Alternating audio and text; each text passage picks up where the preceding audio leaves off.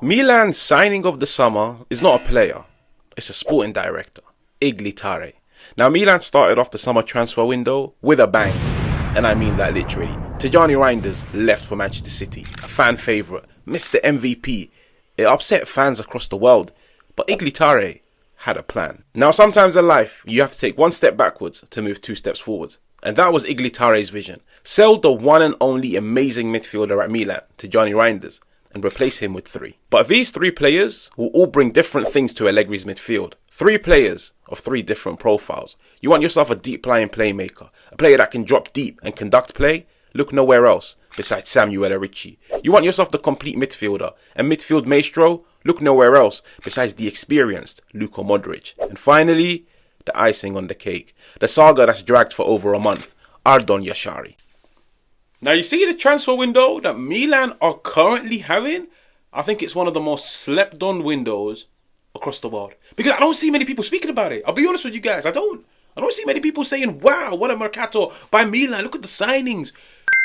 I'll be honest with you guys. A few of these players, like I've always said, if Milan keep this up, my Serie A predictions video might actually get me arrested, okay? But anyways, Milan have finally got their hands on Ardon Jashari, the player they've been chasing for the past month.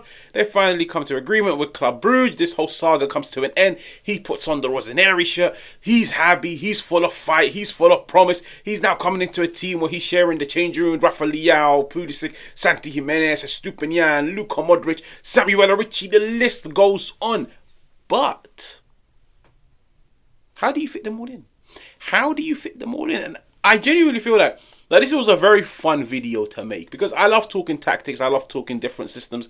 I love trying to utilize players in different areas. Now, and I feel like Allegri feels the same way. He's now got himself three talented midfielders. But numero uno, three talented midfielders of three different profiles, all with a point to prove. Like, let's be honest, Luka Modric has come to Serie A, to Milan, to show the whole world, I'm not this 39-year-old pensioner that's just looking for a fancy way of going out. Hell no, I'm here to win. Ardon Jashari needs to prove to the whole world why Milan spent over a month chasing him and why he rejected every single club across the world to come to Milan.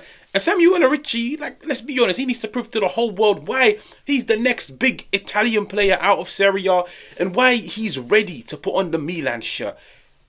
How do you fit them in? Now, let's just first familiarize ourselves with what we know of Allegri's Milan based off pre-season, okay? Now, it's the 5-4-1. We've already spoken about Rafa Leao, this makeshift winger, makeshift striker position. 5-4-1, which then automatically transforms itself into the 5-3-2. But as you guys can see, the right side is Pulisic. Pulisic, by the way, is also playing as a makeshift right-sided midfielder and as a makeshift right-sided central midfielder. So basically, makeshift winger, makeshift central midfielder. It's not just Rafa Leao that's having a makeshift position under Allegri. How do you fit in Ardon Jashari? Now, of course, the easiest one is Samuele Ricci, in my opinion, is a guaranteed star, especially when you bear in mind Allegri has come out and he's like, I want him to play in the centre. He is our regista. He is our deep-lying playmaker. Samuele Ricci, for me, is a guaranteed star.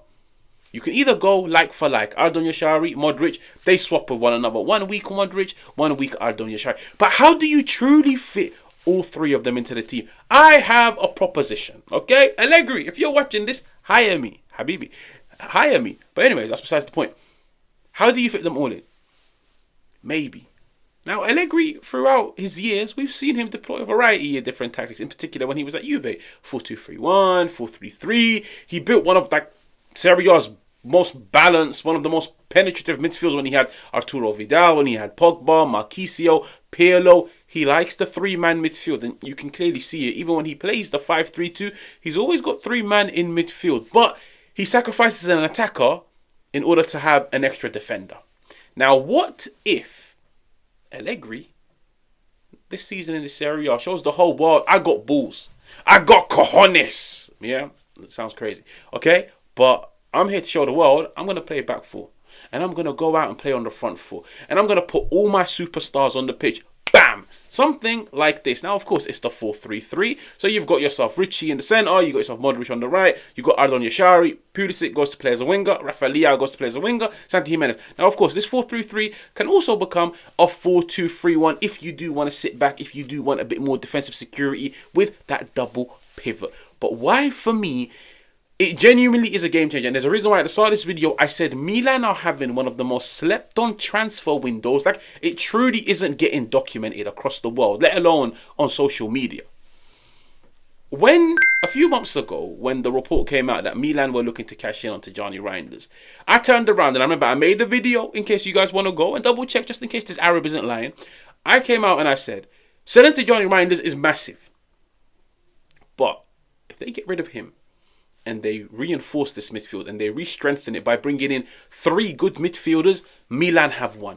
Because sometimes, don't be relying on one midfielder, but in reality, you can now be relying on 3. In a game of football, 3 in midfield is better than 1. And I feel like last season, Tijjani Reinders was the main midfielder, the main guy. Fofana chipped in, but Tijjani Reinders was the main guy.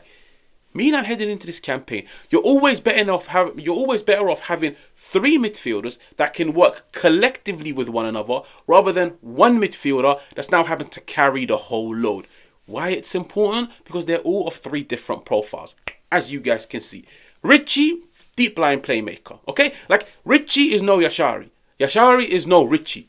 Ricci is no Modric. Modric. This sounds crazy, doesn't it? But you guys get my point, because Luka Modric is whoever he wants to be, okay? But you guys get my point. When you look at them now, I've broken them down like this. Ricci is the deep line playmaker, the regista, okay? Somebody like Jashari can be more of the box-to-box, so he helps on both ends of the field.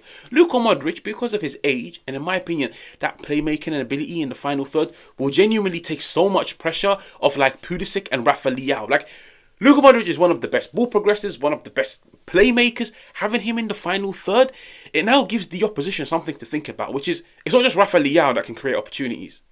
Pulisic can create opportunities. It's not just them two. Jimenez, Estupiñán, they can both create opportunities. Luka Modric can create opportunities. Ardon Jashari, the box-to-box, he can create opportunities. I always love to use the example, and it's crazy because I'm speaking about Milan, I love to use the example of Inter. Inter, they play 3-5-2. But when you look at their midfield trio, the reason why they reached 2 Champions League finals, the reason why they won a Scudetto, why they won domestic cups, that midfield trio was so well balanced, and I feel like it helped the whole team. You had yourself Çalhanoğlu, who became the regista. Yeah, that deep lying passing ability, similar to Ricci. So that's one tick, okay? Then you had yourself somebody like Barella, who was like more the box-to-box, tenacious, aggressive, but he can still offer you something in the final third, a goal, an assist. Then you had yourself Mkhitaryan, who in my opinion would always bomb forward and join the attacking plays to help and sustain the pressure, retaining the ball, playmaking. They had themselves a regista, a 6, they had themselves a box-to-box, a number 8, and they had themselves a makeshift number 10. Milan should follow a similar model. Ricci, the number 6. As you guys can see, Ricci, deep line playmaker. Box to box, Ardon Jashari. He's got the legs. He's still a young player. Luka Modric, very similar to Mkhitaryan. He doesn't really have the legs. Keep him in the final third. He's got security behind him. He's got himself 5 defenders. He's got himself 2 midfielders. Keep him up there.